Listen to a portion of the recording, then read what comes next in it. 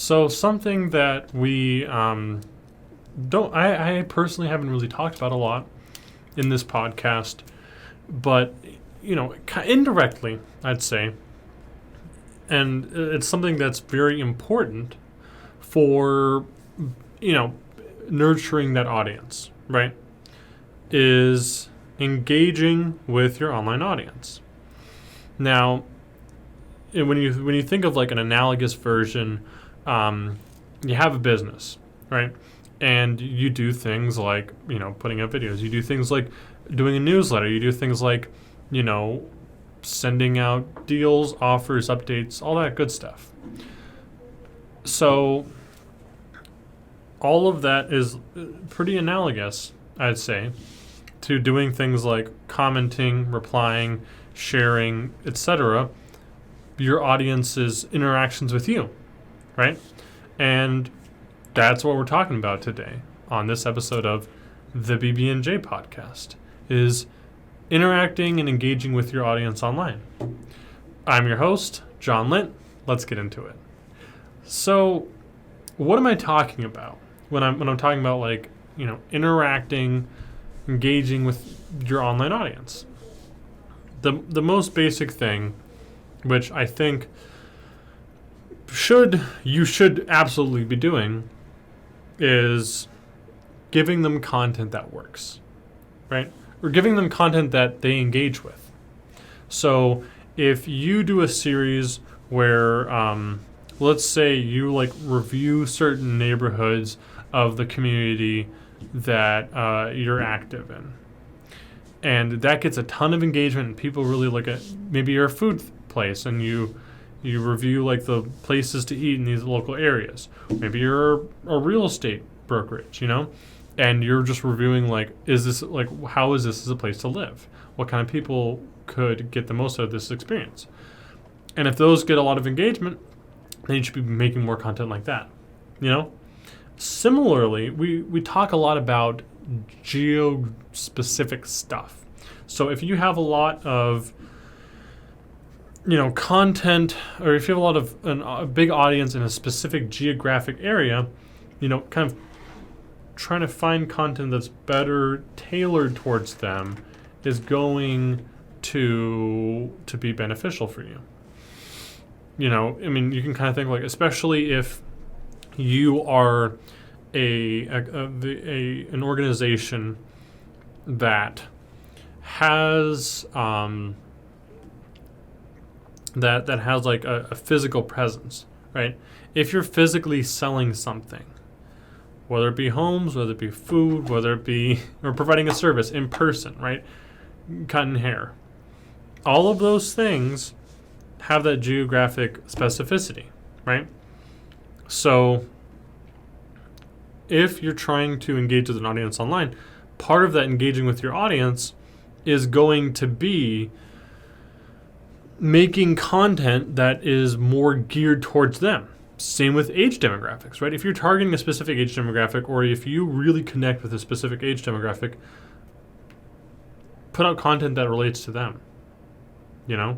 The kind of things that a 20-year-old is going to engage with and find interesting, and that kind of subculture of things that are popular is going to be a lot different than, say, a 60-year-old, right? The difference can be huge. The things that the way that they approach the world, the place that they're in the world, is going to be different.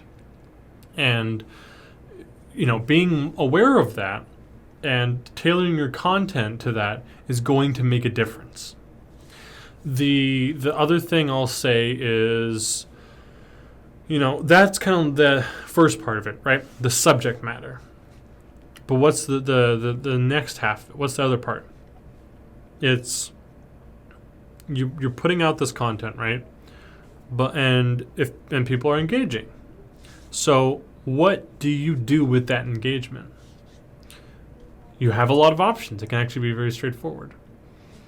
You can do things like, if someone comments on your video, you put out a video, so people comment on it, try to reply to some of those top comments. it will make a difference in engagement. It'll add that personal touch, that personal connection for them. And it's going to make your audience a lot more strongly associated with you, because now you're not just some creator that they're following, some resource, some guide. You're their creator. You're the person who helped them with this specific thing. So, if someone is like, if you make a video about a certain community, and like a geographic community, and they're like, oh, that's actually really cool, I'll have to check it out. You could say something like, we'd love to have you, and if you are in town, make sure to stop by this restaurant. Basic things like that. You don't have to write a whole paragraph. You don't have to reply to every single comment and reply to every single comment, but just a few replies, a little bit of engagement, a personal touch is going to make all the difference in the world. I can guarantee it. Because, I previously talked about adding personality to your podcast, right? Adding personality to your brand online. And part of that is feeling like it's a person communicating. And interacting and commenting is a very human thing to do. So people are going to connect a lot more with content where the creator is engaged. Now, that being said, in terms of being, erring on the side of caution, should you be engaging with everything? No. Should you be engaging with hate comments especially? No. Do not. Do not get down in the mosh pit of comments trying to punch around. It's not going to end well for you. It's going to look unprofessional. It's going to look sloppy. But engage with positive comments. Or if someone has like a genuine criticism, or especially, obviously, if it's a constructive criticism, genuinely try to engage with that. People like to feel heard, whether it be positive or negative, right? And doing that for them, not, feeding the trolls as it's called, but like engaging with people who even just have like recommendations or suggestions or questions can be very impactful, very powerful. The third thing I'll say is when you get to a certain point, let's say for example, on TikTok, you can start doing lives. And on most platforms, right, you can do lives. There are some platforms have certain audience size requirements, or this, that, or the other. But if you already have a brand, if you already have an audience online, there's a good chance that you can do a live. And a live is a great way to really hone in on your audience, because the people that tune in are getting a very, very personable interaction. They're seeing you, right? They're seeing you answer questions. That is one thing you see a lot on lives, especially with experts and professionals, is answering specific questions. So even if they're not the ones asking the questions, they'll see you getting these questions from random people, right? Of things that are kind of like on the fly, and your capability and your capacity to answer those effectively is going to build your credibility. And that's a whole big thing online, right? How do you stand out from other people? How do you let people know, I am an authority in this industry, I'm someone you can trust? That's a great way to do it. Okay? So I know it's kind of a quick podcast, but I just wanted to kind of get through those things.